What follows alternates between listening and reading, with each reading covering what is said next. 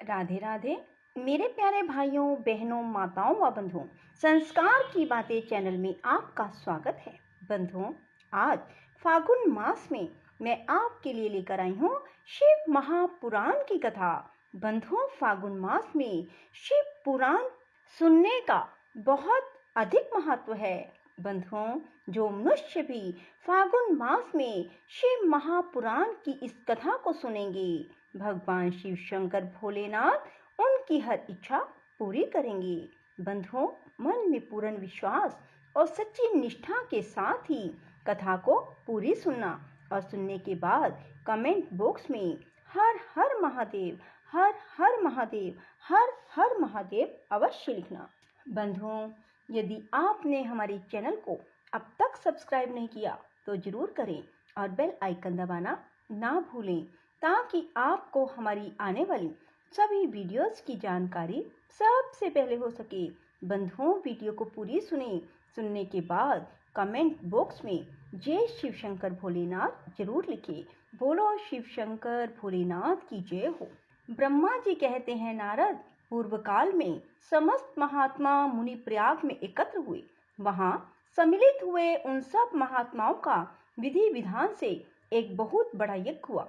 उस यज्ञ में सनकादि सिद्धगण, देव ऋषि, प्रजापति, देवता तथा ब्रह्म का साक्षात करने वाले ज्ञानी भी पधारे। मैं भी मूर्तिमान महातेजस्वी निगमों और आगमों से युक्त हो सब परिवार वहां गया था। अनेक प्रकार के उत्सवों के साथ वहां उनका विचित्र समाज जुटा था। नाना शास्त्रों के संबंध में ज्ञान चर्चा एवं वाद विवाद हो रहे थे। मुने उसी अवसर पर सती और पार्षदों के साथ त्रिलोक हितकारी सृष्टिकर्ता एवं सबके स्वामी भगवान रुद्र भी वहां आ पहुंचे। भगवान शिव को आया देख संपूर्ण देवताओं, सिद्धों, मुनियों ने और मैंने भी भक्ति भाव से उन्हें प्रणाम किया और उनकी स्तुति की। फिर शिव की आज्ञा पाकर सब लोग प्रसन्नता पूर्वक यथास्थान बैठ गए। भगवान का दर्शन पाकर सब लोग संतुष्ट थे और अपने सौभाग्य की सराहना करते थे। इसी बीच में प्रजापतियों के भी पति प्रभु दक्ष, जो बड़े तेजस्वी थे, अकस्मात घूमते हुए प्रसन्नता पूर्वक वहां आए। वे मुझे प्रणाम करके मेरी आज्ञा ले वहां बैठे। दक्ष उन दिनों समस्त ब्रह्मांड के अधिपति बनाए गए थे, अतएव सबके द्वारा सम्माननीय थे।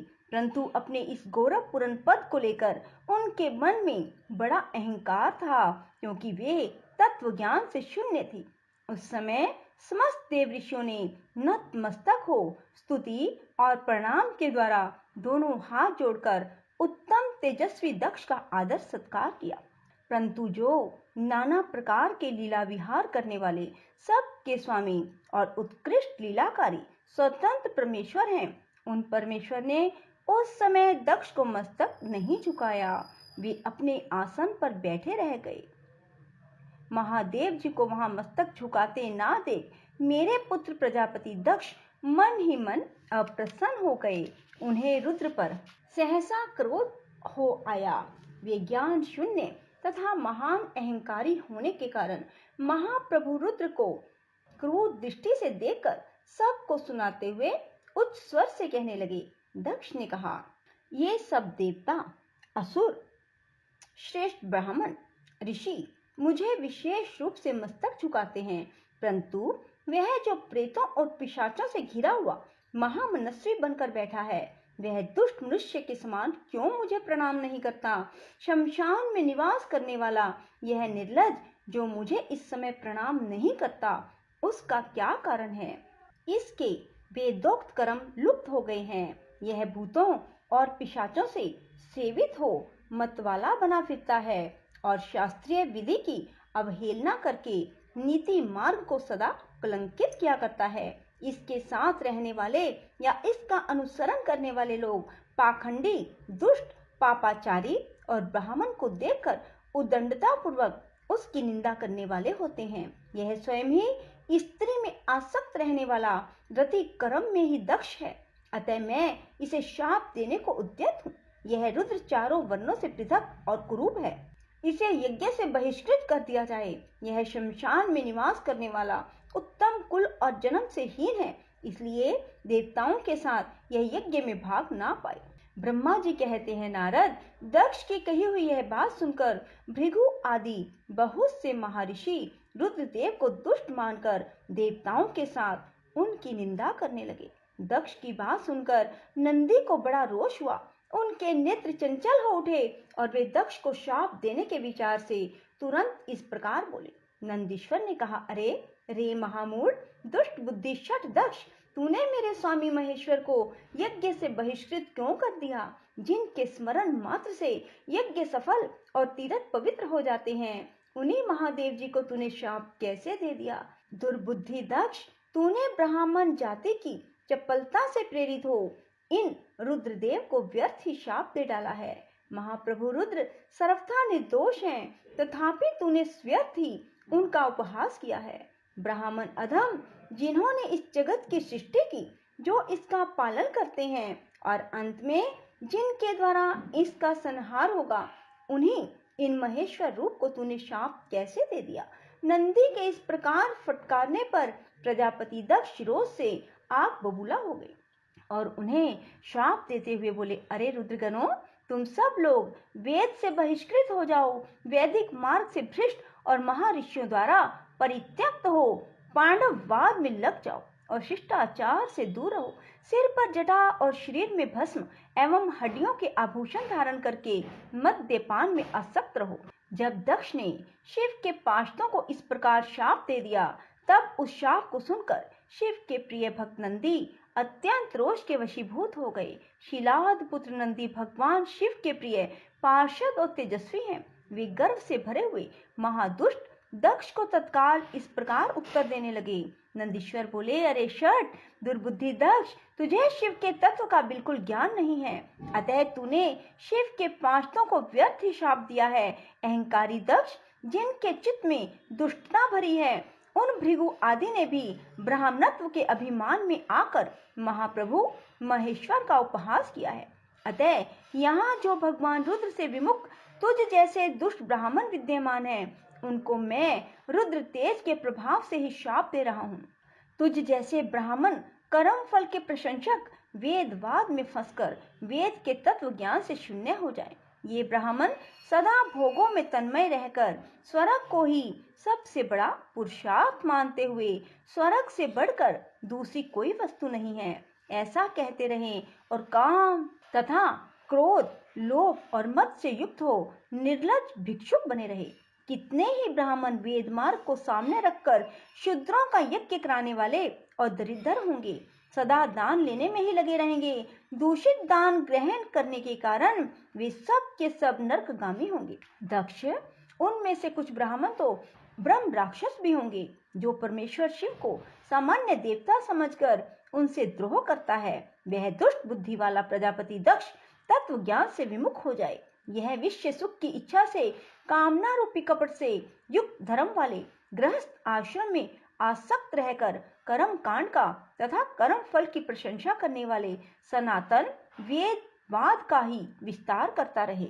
इसका आनंददायी मुख नष्ट हो जाए। यह आत्मज्ञान को भूलकर पशु के समान हो जाए। यह दक्ष कर्म भ्रष्ट हो शीघ्र ही बकरे के मुख से युक्त हो जाए। इस प्रकार कुपित हुए नंदी ने जब ब्राह्मणों को और दक्ष ने महादेव जी को शाप दिया, तब वहां महान हाहाकार मच गया। नारद, मैं वेदों का प्रतिपादक होने के कारण शिव तत्व को जानता हूँ, इसलिए दक्ष का वह शाप सुनकर मैंने बारंबार उसकी तथा भृगु आदि ब्राह्मणों की भी निंदा की। सदाशिव महादेव जी भी नंदी की यह बात सुनकर हंसते हुए से मधुर वाणी में बोले। वे नंदी को समझाने लगे। सदाशिव ने कहा, नंदेन, मेरी बात सुनो, तुम तो परम ज्ञानी हो, तुम्हें क्रोध नहीं करना चाहिए। तुमने भ्रम से यह समझकर कि मुझे शाप दिया गया, व्यर्थ ही ब्राह्मण कुल को शाप दे डाला। वास्तव में मुझे किसी का शाप छू भी नहीं सकता, अतः तुम्हें उत्तेजित नहीं होना चाहिए। वेद मंत्र अक्षर में और सूक्त में है, उसके प्रत्येक सूक्त में समस्त देहधारियों की आत्मा प्रतिष्ठित है, अतः उन मंत्रों की ज्ञाता नित्य आत्मवेता है। इसलिए तुम रोषवश उन्हें शाप ना दो। किसी की बुद्धि कितनी ही दूषित क्यों ना हो, वह कभी वेदों को शाप नहीं दे सकता। इस समय मुझे शाप नहीं मिला है, इस बात को तुम्हें ठीक ठीक समझना चाहिए। महामते, तुम सनकादिक सिद्धों को भी तत्व ज्ञान का उपदेश देने वाले हो, अतः शांत हो जाओ। मैं ही यज्ञ हूँ, मैं ही यज्ञ कर्म हूँ, यज्ञों के अंगभूत समस्त उपकरण भी मैं ही हूँ, यज्ञ की आत्मा मैं हूँ, यज्ञ प्राय यजमान भी मैं हूँ और यज्ञ से बहिष्कृत भी मैं ही हूँ। यह कौन, तुम कौन और ये कौन, वास्तव में सब मैं ही हूँ। तुम अपनी बुद्धि से इस बात का विचार करो। तुमने ब्राह्मणों को व्यर्थ ही शाप दिया है। महामते नंदेन, तुम तत्व ज्ञान के द्वारा प्रपंच रचना का बाध करके आत्मनिष्ठ ज्ञानी और क्रोध आदि से शून्य हो जाओ। ब्रह्मा जी कहते हैं, नारद, भगवान शंभु के इस प्रकार समझाने पर नंदिकेश्वर विवेक परायण हो क्रोध रहित एवं शांत हो गए।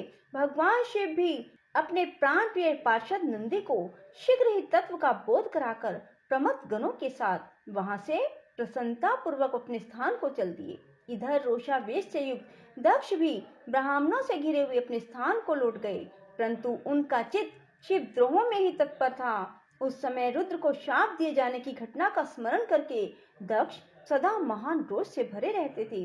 उनकी बुद्धि पर मूर्छा छा गई थी। वे शिव के प्रति श्रद्धा को त्याग कर शिव पूजकों की निंदा करने लगे।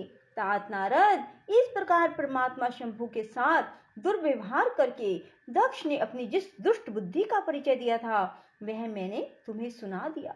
अब तुम उनकी पराकाष्ठा को पहुंची हुई दुर्बुद्धि का वृत्तांत सुनो। मैं तुम्हें सुना रहा हूँ। राधे राधे, जय श्री कृष्णा। बंधुओं, यदि आपको हमारी वीडियो पसंद आए तो इसे लाइक करें और शेयर भी जरूर करें। धन्यवाद। बंधुओं, आप इस वीडियो को जितनी अधिक से अधिक शेयर करेंगे, उसमें आपको भी पुण्य की प्राप्ति होगी।